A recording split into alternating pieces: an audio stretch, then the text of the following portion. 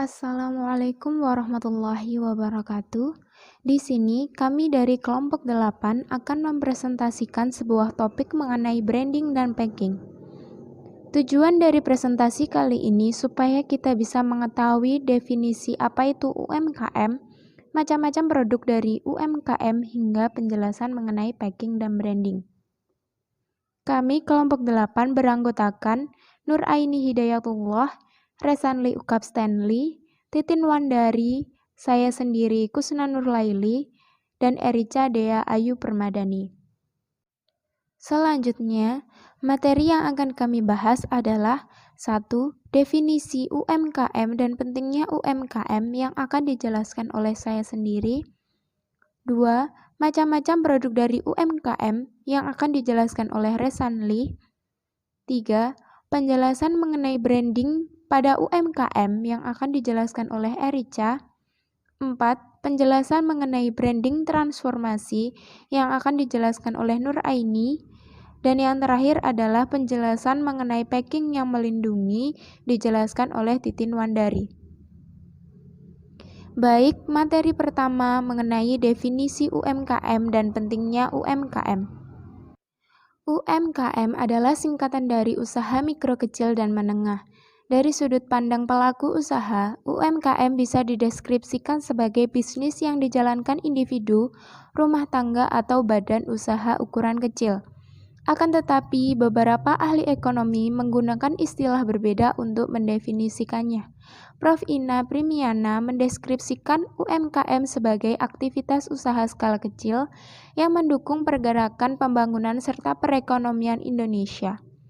Sementara itu, M. Kwartono Adi menggunakan definisi lebih spesifik, yaitu badan usaha dengan profit kurang dari 200 juta rupiah dihitung dari laba tahunan. Pentingnya UMKM. Usaha mikro kecil dan menengah UMKM memiliki peranan penting dalam perekonomian. Buktinya, UMKM bersama dengan koperasi memiliki wadah secara khusus di bawah Kementerian Koperasi dan UKM. Perhatian tinggi yang diberikan kepada para pelaku UMKM tersebut tidak lain sebagai wujud pemerintah dalam menyangga ekonomi rakyat kecil. Apalagi UMKM mampu memberikan dampak secara langsung terhadap kehidupan masyarakat di sektor bawah.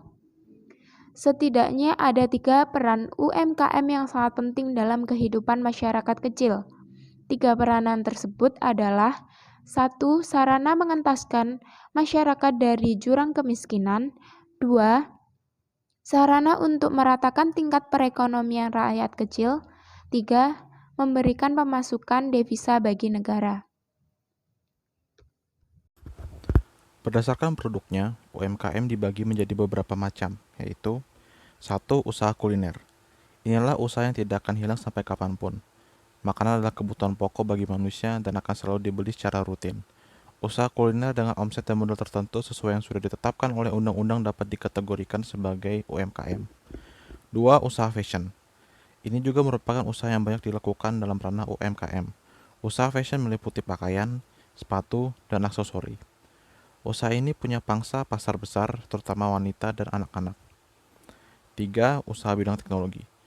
UMKM juga mencakup usaha di bidang teknologi, misalnya seperti jasa penulisan situs, jasa pembuatan situs, jasa administrator media sosial, jual beli alat teknologi, dan sebagainya. Keempat, usaha kosmetik.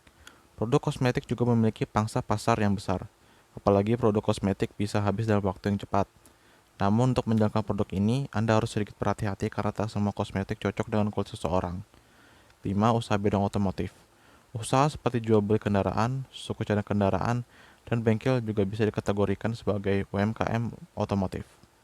6. Usaha cenderamata. Cenderamata merupakan salah satu lini usaha yang banyak dilakukan dalam UMKM. Cenderamata bisa berupa baju gantungan kunci, oleh-oleh khas daerah, dan juga kerajinan khas daerah. 7. Usaha agrobisnis. Indonesia merupakan negara yang kaya akan sumber daya alam, terutama dalam bidang pertanian. Untuk itu, ada banyak usaha di bidang produk pertanian dalam ranah UMKM. Materi selanjutnya adalah branding pada UMKM. Branding menjadi salah satu fokus utama yang dikejar oleh para pelaku usaha. Namun, kebanyakan UMKM mulai berjualan tanpa punya brand atau merek. Padahal, adanya merek membuat pemasaran menjadi lebih mudah dalam memasarkan produk. Berikut pentingnya branding untuk UMKM yang perlu Anda tahu. Yang pertama, mudah diingat masyarakat. Melakukan branding terhadap produk yang diusung UMKM akan membantu memasarkan produk atau jasa yang disediakan. Sebab, dengan branding inilah maka nama produk maupun nama perusahaan mudah diingat oleh masyarakat. Apalagi jika mampu membuktikan kualitas, maka dipastikan tidak sulit menarik minat lebih banyak orang untuk membeli. Yang kedua, menjadi pilihan utama masyarakat. Strategi branding UMKM yang tepat menjadi solusi agar omset penjualan selama pandemi khususnya tidak terjun bebas, sebab kualitasnya sudah diakui dan akan menjadi pilihan utama masyarakat.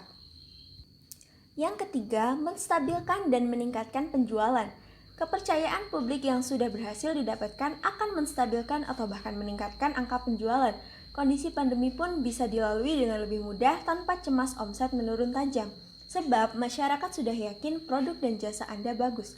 Anda pun tidak perlu khawatir usaha akan gulung tikar di tengah keterpaan pandemi. Yang keempat, membantu menghemat biaya usaha. Kondisi pandemi memberikan situasi yang tidak bisa diprediksi, sebab situasi yang baik bisa berubah sebaliknya dalam tempo yang singkat. Maka, pelaku UMKM dijamin enggan melakukan pemasaran atau promosi apapun karena justru mengeluarkan biaya yang tinggi.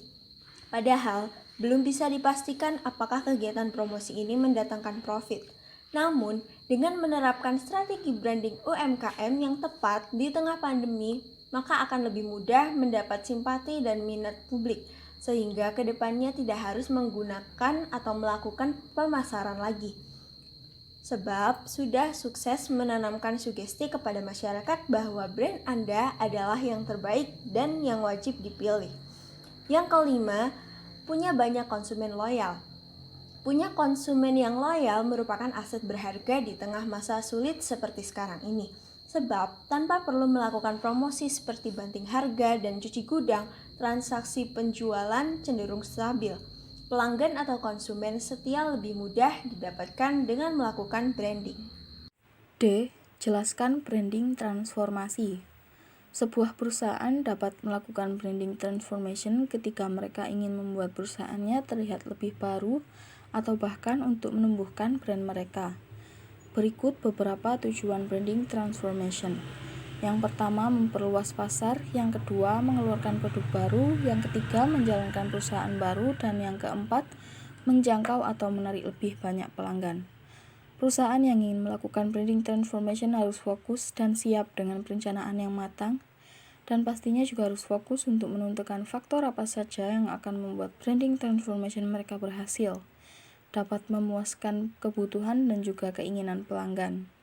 Jika melakukan branding transformation dengan baik, dapat menambah kemungkinan perusahaan tersebut mendapat keuntungan dan juga melakukan sebuah perubahan besar.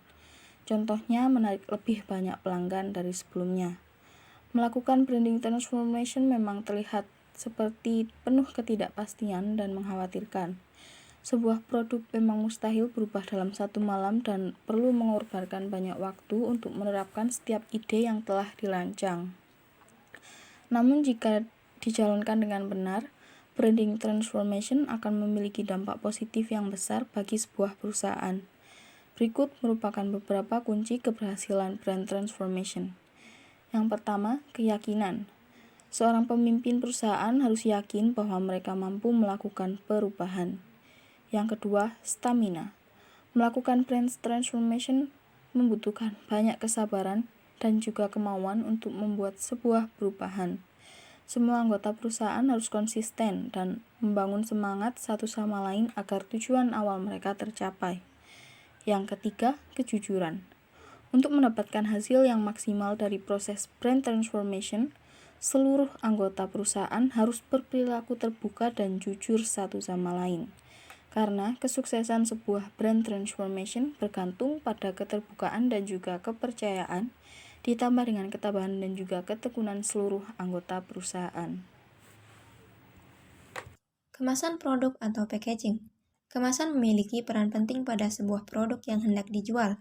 Kemasan dapat diartikan sebagai wadah atau pembungkus yang umumnya diperuntukkan pada produk yang hendak didistribusikan, disimpan, dijual, ataupun digunakan.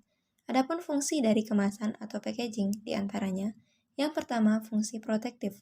Yang dimaksudkan sebagai fungsi protektif adalah kemasan atau packaging yang berfungsi sebagai pelindung yang dapat mengamankan produk dari sesuatu yang dapat merusak atau menurunkan kualitas produk, seperti cuaca atau sesuatu apapun selama berlangsungnya proses distribusi. Yang kedua yaitu fungsi promosional. Kemasan atau packaging dari suatu produk dapat pula difungsikan sebagai media promosi atau pemasaran, di mana produsen dapat mendesain packaging produk semenarik mungkin, baik dari segi warna, ukuran, tulisan, dan lain sebagainya. Menurut Low dan Kimber tahun 2007, setidaknya terdapat 7 manfaat dari pengemasan produk. Di antaranya, yang pertama barrier protection, yaitu kemasan memiliki manfaat untuk melindungi produk dari hambatan oksigen, uap air, debu, dan kotoran lainnya yang berpotensi merusak isi produk. Yang kedua, physical production, yaitu kemasan dibuat dengan tujuan untuk melindungi produk dari suhu, getaran, guncangan, tekanan, dan lainnya yang ada di sekitarnya. Yang ketiga, information transmission, yaitu kemasan juga menjadi media untuk memberi informasi mengenai cara menggunakan, transportasi, daur ulang, dan cara membuang kemasan tersebut. Yang keempat, containment or agglomeration, yaitu pengemasan bertujuan sebagai pengelompokan agar proses penanganan dan distribusi menjadi lebih efisien. Yang kelima, reducing shift, yaitu kemasan pada produk dapat mencegah pencurian dengan melihat kerusakan fisiknya atau selisih jumlahnya. Yang keenam, convenience, yaitu kemasan adalah suatu fitur yang mampu menambah kenyamanan dalam proses distribusi, penanganan, tampilan, pembukaan, penutupan kembali, penjualan, dan juga penggunaan yang dapat dilakukan kembali. Dan yang terakhir yaitu marketing. Desain kemasan yang menarik dapat dimanfaatkan oleh pelaku marketing untuk mendorong konsumen agar mau membeli produk tersebut. Jenis pengemasan dapat dikelompokkan ke dalam 3 kategori, diantaranya yang pertama berdasarkan struktur isi, yang meliputi kemasan primer. Kemasan primer adalah bahan pembungkus yang menjadi wadah langsung bahan makanan. Contohnya yang sering ditemui dalam kehidupan sehari-hari adalah kaleng susu, botol minum, plastik snack, dan lain sebagainya. Kemasan sekunder. Definisi dari kemasan sekunder adalah pembungkus yang memiliki fungsi untuk memberi perlindungan terhadap kelompok kemasan lainnya. Contohnya adalah kotak kardus yang digunakan sebagai pembungkus kaleng susu atau kotak kayu untuk menyimpan buah. Kemasan tersier. Kemasan tersier merupakan pembungkus yang berfungsi untuk menyimpan atau melindungi produk selama proses distribusi atau pengiriman. Yang kedua yaitu berdasarkan frekuensi penggunaan, yang meliputi kemasan disposable, yaitu kemasan yang merupakan kemasan sekali pakai yang digunakan sekali saja kemudian dibuang. Contohnya adalah bungkus dari plastik, bungkus kertas, bungkus yang terbuat dari daun pisang, dan lain-lain. Kemasan multi-trip. Kemasan multi-trip dapat digunakan lebih dari 1 kali oleh konsumen, dan ada juga yang dapat dikembalikan kepada agen penjual supaya bisa digunakan kembali. Contoh dari kemasan jenis ini adalah botol minuman. Kemasan semi-disposable. Kemasan semi-disposable adalah kemasan yang tidak perlu dibuang karena bisa dipakai untuk hal lain oleh konsumen. Contohnya adalah kaleng biskuit. Dan yang terakhir yaitu berdasarkan tingkat kesiapan pemakaian, yang meliputi kemasan siap rakit, yaitu kemasan yang harus melewati tahap perakitan terlebih dahulu sebelum digunakan untuk membungkus produk, misalnya plastik, kertas kemasan, aluminium, dan lain sebagainya. Dan yang selanjutnya yaitu kemasan siap pakai. Sesuai dengan namanya, kemasan siap pakai sudah siap untuk diisi produk dan bentuknya sudah sempurna sejak diproduksi. Contoh dari kemasan ini yaitu botol atau kaleng. Sekian presentasi dari kami kelompok 8. Jika ada kesalahan dan kekurangannya, mohon dimaafkan. Wassalamualaikum warahmatullahi wabarakatuh.